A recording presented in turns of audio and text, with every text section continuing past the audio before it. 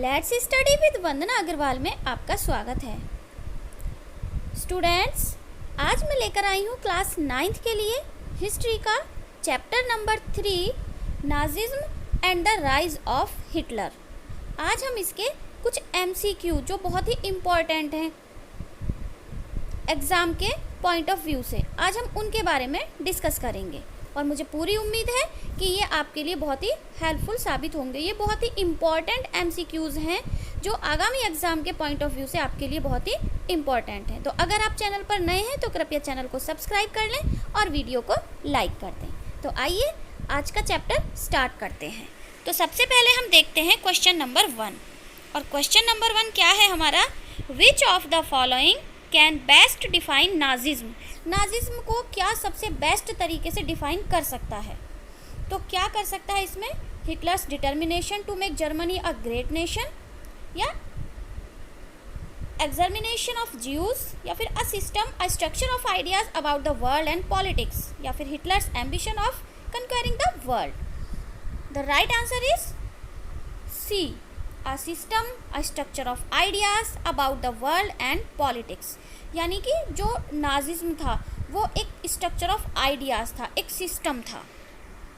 ठीक है, अब नेक्स्ट क्वेश्चन देखते हैं। Allied powers in world war second, यानी कि जो वर्ल्ड वार सेकेंड में अलाइड पावर्स थी वो कौन कौन सी थी? तो इसका सही आंसर होगा D, UK, France, USSR and USA, ये अलाइड पावर्स में थी। नेक्स्ट क्वेश्चन है which nations were the axis powers during world war second. अब वर्ल्ड वार सेकेंड में जो दूसरा ग्रुप था जिसे हम एक्सिस पावर के नाम से जानते हैं उसमें कौन कौन शामिल थे? तो इसका सही आंसर है सी, जर्मनी, इटली एंड जापान। तो ये थे उसमें एक्सिस पावर्स के रूप में। The next question is the international war tribunal was set up in the. जो इंटरनेशनल वार ट्रिब्यूनल हुआ था वो कहाँ पर हुआ था? तो ये हुआ था कहाँ पर? ऑप्शन सी, न्यूरेमबर्ग में। तो ये न्यूरेमबर्ग में हुआ था, जिसके बाद इसी के बाद जर्मनी पर बहुत सारी संधियाँ, बहुत सारे मतलब अपमानजनक संधि की गई थी इसी स्थान पर। World war second began with German invention of. World war second किसकी वजह से स्टार्ट हुआ था? यानी जर्मन ने किस पर आक्रमण कर दिया था जिसकी वजह से वर्ल्ड वार सेकेंड स्टार्ट हुआ था? तो इसका राइट आंसर है ए, यानी कि पोलैंड। पोलैंड पर जब जर्मनी ने आक्रमण कर दिया था इसी के बाद सेकेंड वर्ल्ड वार की शुरुआत हो गई थी। Which among the following was the single most important factor in the victory of allied powers in world war first. यानी कि जो वर्ल्ड वार फर्स्ट था, इस चैप्टर में हमने वर्ल्ड वार फर्स्ट के बारे में भी पढ़ा है कि फर्स्ट वर्ल्ड वार के बाद जर्मनी पर कुछ अपमानजनक संधि थोप दी गई थी जिसे हम वर्साई की संधि के नाम से जानते हैं, जिसकी वजह से सेकेंड वर्ल्ड वार की रूपरेखा तैयार हुई थी। तो अभी ये क्वेश्चन है कि वर्ल्ड वार 1 में जो अलाइड पावर्स जीती थी उसके लिए एक सिंगल फैक्टर्स कौन सा था जो रेस्पॉन्सिबल था? तो वो सिंगल फैक्टर जो रेस्पॉन्सिबल था वो था US एंट्री इन 1917। जैसे ही अमेरिका ने 1917 में इस युद्ध में प्रवेश आरंभ किया तो उसी के साथ ही मित्र राष्ट्रों की जो विजय थी वो निश्चित हो गई थी। The next question is who among the given were called November criminals. November criminals के नाम से किसको जाना जाता है? तो नवंबर क्रिमिनल्स जाना गया था सोशलिस्ट, कैथोलिक्स एंड डेमोक्रेट्स को। ये जर्मनी के वो लोग थे जो वाइमर गणराज्य की स्थापना के लिए, जो वीमर रिपब्लिक आपने पढ़ा है उसके लिए उत्तरदायी थे। कौन कौन? सोशलिस्ट, कैथोलिक्स एंड डेमोक्रेट्स, ये उसके सपोर्टर थे। वीमर जो रिपब्लिक था उसके सपोर्टर थे, तो इसीलिए इनको नवंबर क्रिमिनल्स कह के इनका मजाक उड़ाया जाता था। द नेक्स्ट क्वेश्चन है हु वर द डिजायरेबल्स। डिजायरेबल्स यानी कि वांछनीय। अब ये कौन थे? तो जर्मनी में डिजायरेबल कौन थे? हिटलर किसकी संख्या को बढ़ाना चाहता था, उन्हीं को डिजायरेबल्स या वांछित या वांछनीय के नाम से जाना गया। तो वो किसको बढ़ाना चाहता था? वो चाहता था कि जो नॉर्डिक जर्मन आर्यंस हैं उनकी संख्या बढ़ जाए। वो किसी और को जर्मनी में रहने का पक्षधर नहीं था। तो इसका आंसर जो डिजायरेबल थे वो थे Nordic German Aryans. The next question is who among the following topped the list of undesirables. अब डिजायरेबल के बारे में हमने पढ़ लिया, अब अनडिजायरेबल्स कौन थे? अनडिजायरेबल बहुत सारे थे, ब्लैक्स भी थे, जिप्सीज भी थे और ज्यूस भी थे। लेकिन अब पूछा गया है कि टॉप्ड ऑफ द लिस्ट, तो सबसे प्रथम नंबर पे कौन थे? टॉप पर कौन थे? तो भाई टॉप पर थे ज्यूस, उनको तो उसने बिल्कुल ही ख़त्म कर दिया था, इवन बहुत ज़्यादा दर्दनाक तरीके से उनको मारा था। ज्यूस बोलते यहूदी। Next question is which of the given parties came to be known as Nazi party, यानी कि इसमें से कौन सी ऐसी पार्टी थी जिसको नाजी पार्टी के नाम से जाना जाता है। तो वो कौन सी पार्टी थी, वो थी national socialist German workers party, जिसकी सदस्यता हिटलर ने ली थी और इसी को शॉर्ट में फिर जाना गया नाजी पार्टी के नाम से। Very important question. German defeat in world war first, German जो था वो फर्स्ट वर्ल्ड वार में हार गया था, तो इसके लिए इसने किस चीज़ को बढ़ावा दिया, उसकी हार ने किस चीज़ को बढ़ावा दिया। तो जैसे कि अभी हमने ऊपर वाले क्वेश्चन में बात की, led to the establishment of the Weimar Republic, जो वीमर रिपब्लिक था उसके लिए, उसकी स्थापना के लिए ये उत्तरदायी हुआ। कौन? जर्मन की हार फर्स्ट वर्ल्ड वार में। The next question is what was not a factor in the rise of Hitler, Hitler के राइज के लिए कौन सा फैक्टर रेस्पॉन्सिबल नहीं है या कौन सा फैक्टर नहीं है। तो देखो डिसग्रेस एट वर्साई, ये है क्योंकि उस समय जो हिटलर था वो सेना में एक संदेशवाहक के रूप में जॉब कर रहा था। जब फर्स्ट वर्ल्ड वार में जर्मनी की पराजय हुई तो उसे बहुत दुख हुआ, लेकिन जब उस पर वर्साई की संधि की अपमानजनक शर्तें थोप दी गई तो हिटलर एकदम से आग बबूला हो गया था। तो ये एक फैक्टर माना जाता है कि हिटलर के उदय के लिए ये एक फैक्टर था। दूसरा, Nazi propaganda and Hitler's charismatic leadership, जो नाजी का प्रोपेगेंडा था उन्होंने इस तरह से प्रचारित किया था हिटलर को एक मसीहा के रूप में, नाजी पार्टी ने, कि हिटलर जर्मनी को उसके दुखों से मुक्ति दिलाने के लिए ही आया है। तो उनका जो प्रचार करने का तरीका था वो भी हिटलर के राइज के लिए बहुत ज़्यादा रेस्पॉन्सिबल था। और years of depression and economic crisis, जो उस समय 1929 टू 1933 जो इकोनॉमिक क्राइसिस हुआ था, जिसे हम महामंदी के नाम से जानते हैं, ग्रेट डिप्रेशन के नाम से जानते हैं, वो भी हिटलर के राइज के लिए बहुत ही ज़्यादा उत्तरदायी था। तो इसमें कौन सा नहीं है, तो हम कह सकते हैं कि जो वीमर रिपब्लिक है वो इसके लिए उत्तरदायी नहीं था। क्यों नहीं था? क्योंकि जो डिसग्रेस एट वर्साई था ये भी था, और ये किसकी वजह से हुई थी? ये वीमर रिपब्लिक की वजह से ही हुई थी। तो हम कह सकते हैं कि इसका आंसर वीमर रिपब्लिक है, कि ये was not a factor in the rise of Hitler. Next question है which of the following was the treaty signed by Germany after its defeat in world war one, world war one के बाद कौन सी संधि पर हस्ताक्षर किए गए थे जर्मनी के द्वारा।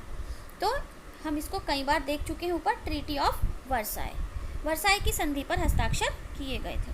The next question is which of the following was the immediate factor for the great depression, great depression या महामंदी जो थी 1929 टू 1932, उसके लिए इमीडिएट फैक्टर कौन था। यानी वैसे तो वो मतलब कई सारे फैक्टर होते हैं, लेकिन इमीडिएट फैक्टर जिसके तुरंत बाद ये हो जाता है उसको इमीडिएट फैक्टर कहा जाता है। तो सबसे ज़्यादा इमीडिएट फैक्टर कौन था?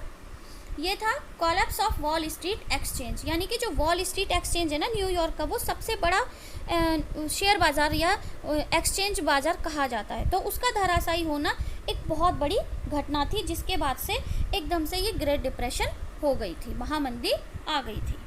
The next question is which of the following was not a feature of the new Nazi style of politics, जो नाजी पार्टी थी उसका कौन सा फीचर नहीं था पॉलिटिक्स का। मैसिव रैलीज, अब हम ऑप्शन देखेंगे, मैसिव रैलीज ये था, रिचुअलिट्स, एप्लॉस ये भी था, यानी कि एक खास अंदाज में वो बाद में ताली बजवाया करता था अपने भाषण के बाद। रेड बैनर्स विद स्वास्तिक ये भी था, यानी कि स्वास्तिक का चिन्ह लगे हुए लाल झंडे, ये भी था उसका feature. But not so powerful speeches of Hitler, ये नहीं था। नॉट सो पावरफुल लिखा है, जबकि वो बहुत पावरफुल स्पीकर था। कौन? हिटलर। हिटलर बहुत ऐसी ज़बरदस्त स्पीच देता था कि जनता हिटलर हिटलर कहने को मजबूर हो जाती थी। तो this was not a feature of new Nazi style of politics. कौन सा? Not so powerful speeches of Hitler. Next question is Hitler's ideas of रेशियलिज्म were based on which of the following thinkers, यानी Hitler का जो रेशियलिज्म था, जो उसका प्रजातिवाद था, वो किस पर बेस्ड था। तो देखिए ये था डार्विन पर। किस पर था? चार्ल्स डार्विन के सिद्धांत पर ये आधारित था। हालांकि जो चार्ल्स डार्विन का सिद्धांत था वो प्रजातियों के, वो नेचुरल चीज़ों के संबंध में था, उसमें मानवीय हस्तक्षेप की बात नहीं की गई थी। लेकिन हिटलर का जो आइडियाज़ था वो इसी पर बेस्ड था, चार्ल्स डार्विन के रेशियलिज्म पर।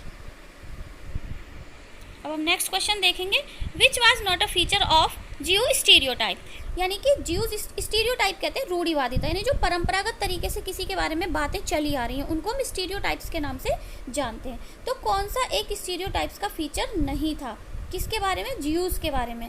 क्या नहीं था, देखो उनके बारे में वीक एंड डिजेनरेट की बातें होती थी कि वो बहुत ही वीक हैं। वर्मिन एंड रैट्स, यानी कि जर्मनी में उनको कीड़े मकोड़े और चूहों की संज्ञा दी गई थी। फॉरेन एजेंट्स, उनको विदेशी एजेंट्स बताया गया था। तो जेनरस एंड चैरिटेबल, ये नहीं था एक फीचर, जेनरस एंड चैरिटेबल के रूप में उनको नहीं माना जाता था, ये उनका फीचर नहीं था, क्योंकि उनको तो बहुत ही गंदे तरीके से, भद्दे तरीके से गालियों के द्वारा वहाँ पर बोला जाता था। The next question is which of the following was not a part of Hitler's policies to exclude Jews, यानी कि ज्यूस के बारे में, यहूदियों के बारे में जो हिटलर की पॉलिसी थी उसका एक पार्ट क्या नहीं था। तो एक्सक्लूजन भी था, वो उसको बाहर निकालना चाहता था, गेटोइजेशन भी था, उनको एक तरह से बंद करके रखना चाहता था, और एनिहिलेशन भी था यानी संहार, लेकिन एसिमिलेशन यानी कि मिलजुल कर रहना उनका एक पार्ट नहीं था, उसकी पॉलिसी का एक पार्ट एसिमिलेशन नहीं था। तो ये इसमें रॉन्ग है। अब चलते हैं नेक्स्ट क्वेश्चन की तरफ। The next question was what was Jungvolk. अब देखिए ये लिखा हुआ है जुंगवॉक अगर हम देखें तो, लेकिन ये एक जर्मन वर्ड है तो इसको हम पढ़ेंगे युंगफॉक। जैसे आपने देखा है ना जर्मन है फॉक्स वैगन, तो वो अगर आप पढ़ोगे उसको लिखा होता है वॉक्स वैगन, लेकिन उसको बोला जाता है फॉक्स वैगन। तो ये है युंगफॉक। व्हाट वाज युंगफॉक, युंगफॉक क्या था। तो युंगफॉक क्या था, Nazi youth group for children below 14 years, यानी कि 14 साल से कम उम्र के बच्चों के लिए जो नाजी यूथ ग्रुप बना हुआ था उसको युंगफॉक के नाम से जाना जाता था। The next question is which of the following was the most feared security force of the Nazi state, यानी कि नाजी स्टेट की जो बहुत ही ज़्यादा डरावनी, फियर, भय पैदा करने वाली सिक्योरिटी फोर्स थी वो कौन सी थी। तो वो थी गेस्टापो। ये एक ऐसी मतलब उनकी गुप्तचर संस्था थी जो कि बहुत ही ज़्यादा फियर्ड सिक्योरिटी फोर्स के नाम से फेमस थी उस समय। कौन सी, Gestapo. The next question is in my state the mother is the most important citizen was said by, ये किसने कहा था। तो ये हिटलर ने कहा था कि मेरे राज्य में माँ जो है वो बहुत ही इंपॉर्टेंट सिटीजन है।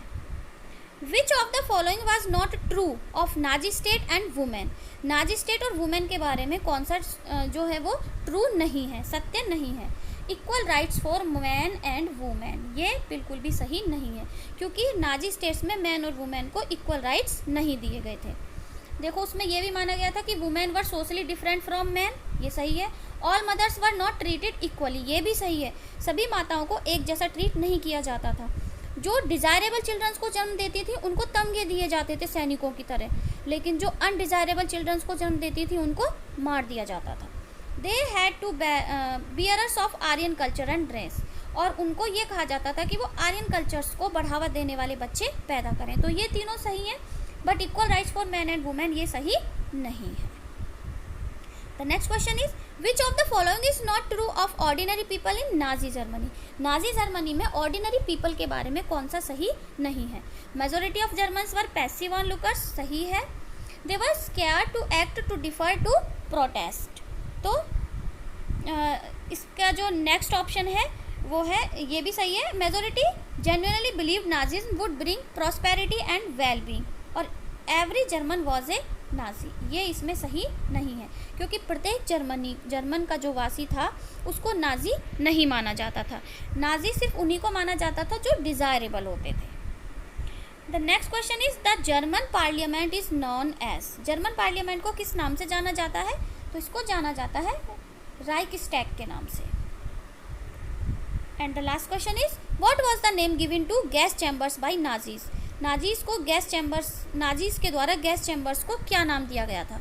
तो आपको सुनकर बहुत ज़्यादा आश्चर्य होगा कि गैस चैम्बर जिसमें जाके अनडिज़ायरेबल जो चिल्ड्रन होते थे और बड़े लोग होते थे, ज्यूज होते थे, उनको मार दिया जाता था, उनको नाजीज के द्वारा नाम दिया गया था डिसइंफेक्शन एरियाज, यानी कि यहाँ पे आके उनको मतलब जो एरियाज़ है उसको शुद्ध किया जाता है। तो गैस चैम्बर का नाम मतलब वो कभी भी मर्डर या फिर ऐसे डेथ जैसे वर्ड यूज़ नहीं करते थे, तो गैस चैम्बर को भी उनके द्वारा नाम दिया गया था डिसइंफेक्शन एरियाज। तो ये थे थर्ड चैप्टर से रिलेटेड आपके लिए बहुत ही ज़्यादा मोस्ट इम्पॉर्टेंट एमसीक्यूज़।